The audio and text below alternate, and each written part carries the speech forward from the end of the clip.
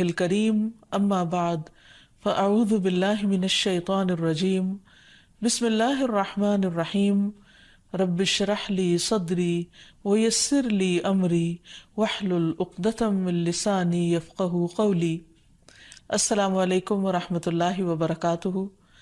ناظرین، پروگرام دعا کیجئے کے ساتھ آپ کی خدمت میں حاضر ہیں۔ آج ہم انشاءاللہ بیماری سے شفا کی دعائیں آپ کے ساتھ شیئر کریں گے۔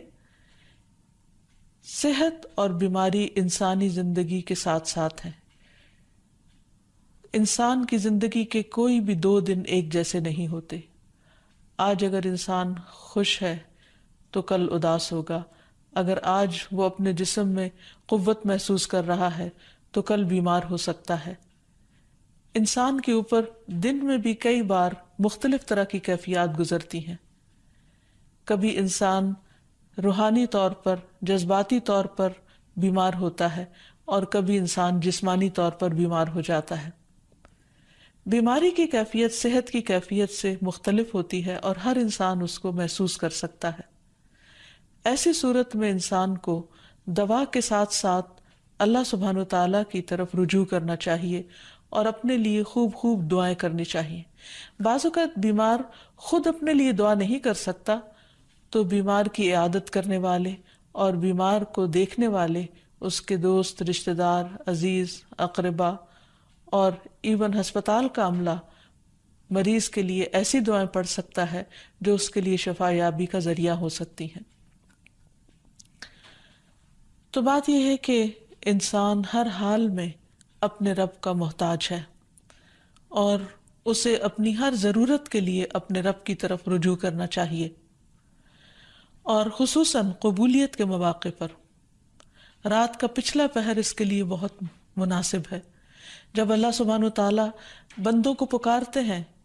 کہ ہے کوئی جو مجھ سے دعا کرے تو میں اس کی دعا قبول کر لوں، ہے کوئی جو مجھ سے سوال کرے تو میں اس کو جواب دوں، ہے کوئی جو مجھ سے استغفار کرے تو میں اس کو بخش دوں۔ تو جب انسان بیمار ہو، اور خصوصاً اگر ایسی بیماری کا شکار ہو کہ جس میں بظاہر شفا کی کوئی امید نہ ہو، تو اسے اور بھی زیادہ خشوع و خضوع کے ساتھ اور ایسے اوقات میں اللہ تعالیٰ کی طرف رجوع کرنا چاہیے کہ جلد از جلد صحت یابی ہو سکے۔ اور اس سلسلے میں کبھی بھی انسان کو اللہ تعالیٰ سے مایوس نہیں ہونا چاہیے۔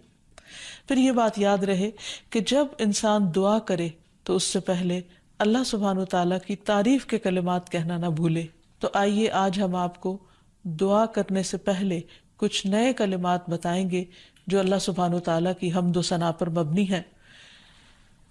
ربنا لک الحمد ملء السماوات والارض وملء ما شئت من شیء بعد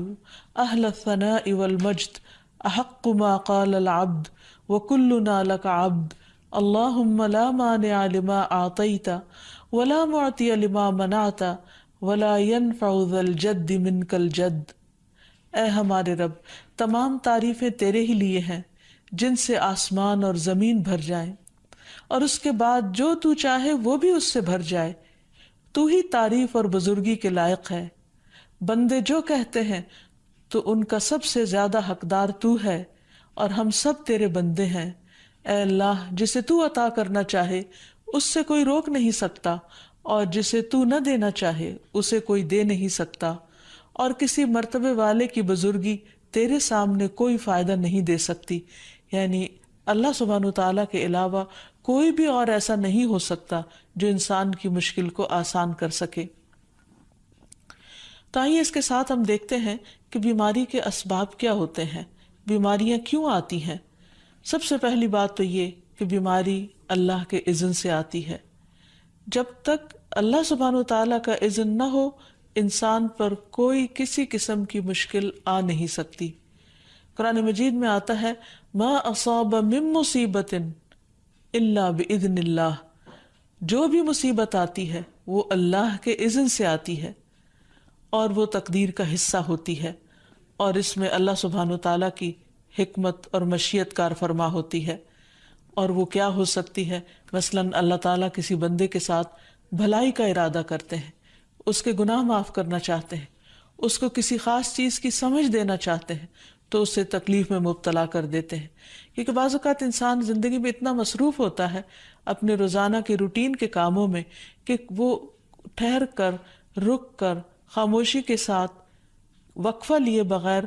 کوئی ایسی بات سوچتا نہیں کہ جو اسے سوچنی چاہیے، جو اللہ تعالیٰ چاہتے ہیں کہ وہ سوچے. تو جب انسان بیمار ہو جاتا ہے تو ایک اور کنڈیشن میں آ جاتا ہے، وہ آرام کی کیفیت میں آ جاتا ہے. ایسی صورت میں انسان کو وہ باتیں بھی سوچنے کا موقع مل جاتا ہے جو عام طور پر وہ نہیں سوچتا. پھر اسی طرح ہمیں ہمارا دین یہ بھی بتاتا ہے کہ بعض اوقات انسان پر بیماری یا کوئی بھی تکلیف اس کے اپنے ہاتھوں کی کمائی سے آتی ہے، یعنی اس کا اپنا کوئی گناہ یا قصور ہوتا ہے جس کی بنا پر اسے وہ تکلیف پہنچتی ہے. قرآن مجید میں آتا ہے وَمَا أَصَابَكُم مِّن مُّصِيبَةٍ فَبِمَا كَسَبَتْ أَيْدِيكُمْ وَيَعْفُو عَن كَثِيرٍ، اور تمہیں جو بھی مصیبت پہنچی تو وہ اس وجہ سے ہے جو تمہارے ہاتھوں نے کمایا، اور وہ بہت سی چیزوں سے درگزر کر جاتا ہے. اسی طرح بعض اوقات انسان کی بیماریاں اس کے کسی گناہ کا نتیجہ ہوتی ہیں. عمر رضی اللہ عنہ نے جب عباس رضی اللہ عنہ سے بارش کی دعا کرنے کے لیے کہا تو انہوں نے کہا اے اللہ، بے شک مصیبتیں گناہوں کی وجہ سے ہی نازل ہوتی ہیں اور انہیں صرف توبہ ہٹا سکتی ہے. پھر اسی طرح ایک اور روایت میں آتا ہے رسول اللہ صلی اللہ علیہ وسلم نے فرمایا جب بھی کسی رگ یا آنکھ کو نقصان پہنچتا ہے تو وہ کسی نہ کسی گناہ کی وجہ سے ہوتا ہے، لیکن جو تکالیف اللہ تعالیٰ ویسے ہی ٹالتا رہتا ہے وہ کہیں زیادہ ہو جاتی ہیں. پھر اسی طرح بعض بیماریاں انسانوں کے اعلانیہ گناہوں کی وجہ سے بھی ہوتی ہیں، جیسے کہ ایک حدیث میں آتا ہے جب کسی قوم میں بدکاری عام ہو جاتی ہے اور وہ اعلانیہ اس کا ارتکاب کرتے ہیں تو ان میں طاعون اور ایسی مختلف بیماریاں پھیل جاتی ہیں جو کہ ان سے پہلے گزرے ہوئے لوگوں میں نہ تھی. ابو امامہ باہلی سے روایت ہے کہ نبی صلی اللہ علیہ وسلم نے فرمایا جس بندے کو بھی بیماری سے پچھاڑ دیا گیا ہو تو اللہ تعالیٰ اسے جب بیماری سے اٹھاتا ہے تو وہ پاک ہوتا ہے. تو یہ ایک حقیقت ہے کہ انسان کے گناہ اس کے لیے مشکلات کا سبب بنتے ہیں. امام ابن القیم الجوزیہ لکھتے ہیں، ان کی ایک مشہور کتاب ہے الداء والدواء، بیماریاں اور علاج. اس میں وہ کہتے ہیں کہ کوئی بھی گناہ ایسا نہیں کہ جس کے اثرات نہ ہوں. انسان سے چھوٹی یا بڑی جو بھی کوئی غلطی صادر ہوتی ہے اس کے نتیجے میں کچھ نہ کچھ اثرات اس کی زندگی پر ضرور پڑتے ہیں. ہاں اگر اللہ تعالیٰ معاف کر دے تو وہ اور بات ہے، ورنہ ہر گناہ کی ایک تاثیر ہوتی ہے، اور ان تاثیرات میں سے ایک چیز یہ ہے کہ انسان مختلف قسم کی بیماریوں میں مبتلا ہو جاتا ہے. اسی لیے ہم دیکھتے ہیں کہ جب انسان بیماری میں مبتلا ہوتا ہے تو اللہ تعالیٰ اس بیماری کو اس کے گناہوں کا کفارہ بنا دیتے ہیں. جیسے حدیث میں آتا ہے کہ جس مسلمان کو کانٹا چبھے یا اس سے زیادہ کوئی تکلیف پہنچتی ہے تو اللہ تعالیٰ اس کے ذریعے اس کے گناہوں کو اس طرح دور کر دیتا ہے جس طرح درخت سے اس کے پتے جھڑتے ہیں. تو اس سے ہمیں یہ پتہ چلتا ہے کہ بیماریوں کے آنے کے مختلف اسباب ہوتے ہیں. بیماری بہرحال جس بھی وجہ سے آئے، لیکن اصل چیز دیکھنے کی یہ ہے کہ مومن کا رویہ کیا ہے. مومن کو اگر کوئی کانٹا بھی چبھتا ہے تو وہ اس پر صبر کرتا ہے. اس لیے بیماری یا تکلیف کے آنے پر انسان کو اللہ سے راضی رہنا چاہیے، شکوہ نہیں کرنا چاہیے، کیونکہ جو اللہ سے راضی ہو جاتا ہے کسی آزمائش پر، اللہ تعالیٰ بھی اس سے راضی ہو جاتا ہے. پھر اسی طرح اللہ تعالیٰ کا شکر ادا کرنا چاہیے، کیونکہ بیماری اس سے زیادہ شدید بھی ہو سکتی تھی. لہٰذا انسان کو اللہ تعالیٰ جس حال میں رکھے انسان اس پر شکر گزار رہے. پھر یہ کہ انسان کسی بھی بیماری میں کسی بھی قسم کی ہو اور زندگی کے کسی بھی حصے میں ہو اس میں مایوس نہ ہو، پر امید رہے کہ بیماری دور ہو جائے گی. پھر اسی طرح اگر بیماری طول پکڑ جائے تو انسان کو گھبرانا نہیں چاہیے، کیونکہ ہر گزرنے والا لمحہ انسان کے درجات میں اضافے کا سبب بنتا ہے اور اس کے گناہ مسلسل جھڑتے چلے جاتے ہیں حتیٰ کہ انسان بالکل پاک صاف ہو جاتا ہے. پھر اسی طرح انسان کو بیماری کی حالت میں دوسروں سے شکوے شکایات نہیں کرنی چاہیے، کیونکہ بیماری اللہ کے اذن سے آتی ہے، اور جب انسان ہر ایک کے آگے رونا رونے لگتا ہے تو گویا وہ اللہ تعالیٰ کا شکوہ کر رہا ہوتا ہے، جو چیز اللہ تعالیٰ کو پسند نہیں. پھر اسی طرح منہ سے برے الفاظ نہیں نکالنے چاہیے، بیماریوں کو کوسنا نہیں چاہیے، اور پھر ایسے الفاظ نہیں ادا کرنے چاہیے کہ مجھے لگتا ہے کہ اس بیماری میں میری زندگی چلی جائے گی، یا یہ کہ کسی مریض کی عیادت کے لیے جا کر اس کو اس قسم کی بات نہیں کرنی چاہیے، خواہ کتنی ہی خطرناک بیماری کیوں نہ ہو، ہمیشہ اسے امید دلانے چاہیے، کیونکہ مایوسی کے الفاظ اور برے بھلے اور منفی قسم کی باتیں اللہ تعالیٰ کو پسند نہیں، اور انسان ویسے بھی جیسے سوچتا ہے پھر اس کے ایکشن اس کے مطابق ہونے لگتے ہیں۔ اب یہ ہے کہ انسان بیماری میں دوا ضرور کرے، کیونکہ حدیث میں آتا ہے کہ اللہ تعالیٰ نے کوئی بیماری ایسی نہیں اتاری جس کے لیے دوا نہ اتاری ہو۔ ہاں، جسے معلوم ہو اسے معلوم ہوتا ہے، اور جسے نہیں معلوم ہوتا اسے نہیں معلوم ہوتا۔ بعض اوقات اللہ تعالیٰ ڈاکٹر کے دل میں ڈال دیتا ہے اور اس کا علاج اس کو سمجھ میں آ جاتا ہے، اور بعض اوقات وہ بیماری لا علاج ہوتی ہے، حالانکہ اس کا علاج موجود ہوتا ہے مگر کسی کو بھی علاج سمجھ میں نہیں آتا۔ بہرحال نوعیت کچھ بھی ہو تو علاج ضرور کراتے رہنا چاہیے، اور کبھی مایوس نہیں ہونا چاہیے کہ اس بیماری کا علاج ہو نہیں سکتا، نہیں، ایک کے بعد ایک کوشش انسان کرتا رہے، اور جب اللہ کا اذن ہوگا بیماری دور ہو جائے گی۔ اور اس کے ساتھ ساتھ انسان یہ بھی یقین رکھے کہ شفا اللہ کے ہاتھ میں ہے، کسی ڈاکٹر کے ہاتھ میں نہیں، کسی انسان کے ہاتھ میں نہیں، کیونکہ جب تک اللہ کا اذن نہ ہو شفا نہیں ہو سکتی، خواہ کوئی کتنا بھی بڑا ڈاکٹر کیوں نہ ہو۔ اسی لیے نبی صلی اللہ علیہ وسلم کی دعاؤں کے آخر میں آتا ہے کہ لا شفا الا شفاؤک، کوئی شفا نہیں مگر تیری ہی شفا، یعنی جو اللہ سبحانہ وتعالیٰ اپنے بندے کو شفا عطا کرے۔ پھر اسی طرح یہ ہے کہ حضرت ابراہیم علیہ السلام نے اللہ سبحانہ وتعالیٰ کے بارے میں فرمایا تھا کہ وَإِذَا مَرِضْتُ فَهُوَ يَشْفِينِ، کہ جب میں بیمار ہوتا ہوں تو وہی مجھے شفا دیتا ہے، یعنی اللہ تعالیٰ ہی اس بیماری کو دور کرتا ہے۔ اسی طرح ایک اور روایت سے بھی پتہ چلتا ہے کہ شفا دراصل اللہ سبحانہ وتعالیٰ کے ہاتھ میں ہے۔ حضرت عائشہ سے مروی ہے کہ رسول اللہ صلی اللہ علیہ وسلم دم کیا کرتے تھے اور یہ دعا پڑھتے تھے، امسح البأس رب الناس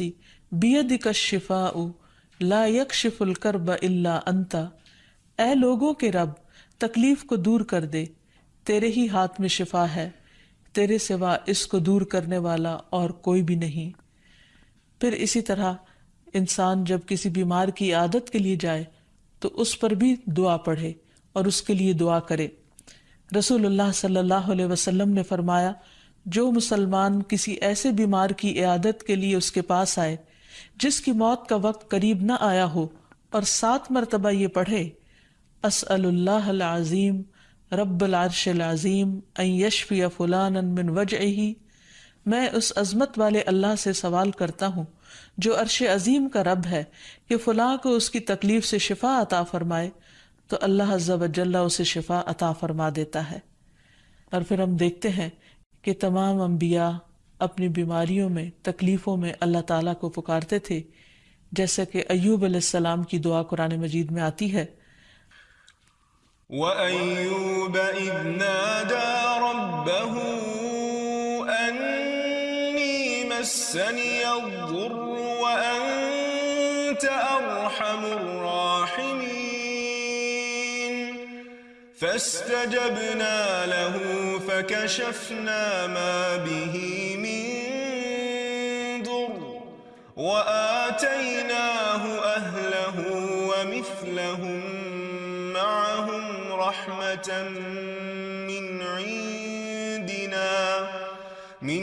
عندنا وذكرى للعابدين۔ اور ایوب جب اس نے اپنے رب کو پکارا کہ بے شک مجھے تکلیف پہنچی ہے اور تو رحم کرنے والوں میں سب سے زیادہ رحم کرنے والا ہے، تو ہم نے اس کی دعا قبول کر لی، پس اسے جو بھی تکلیف تھی اسے دور کر دیا، اور اسے اس کے گھر والے اور ان کے ساتھ ان کی مثل اور عطا کر دیے، اپنے پاس سے رحمت کے لیے اور ان لوگوں کی یاد دہانی کے لیے جو عبادت کرنے والے ہیں۔ اسی طرح رسول اللہ صلی اللہ علیہ وسلم نے ایک اور موقع پر ایک صحابی عثمان بن ابی عاص الثقفی کو ایک دعا سکھائی۔ جب وہ نبی صلی اللہ علیہ وسلم کے پاس حاضر ہوئے، وہ کہتے ہیں مجھے اتنی تکلیف تھی کہ قریب تھا کہ وہ مجھے ہلاک کر دیتی،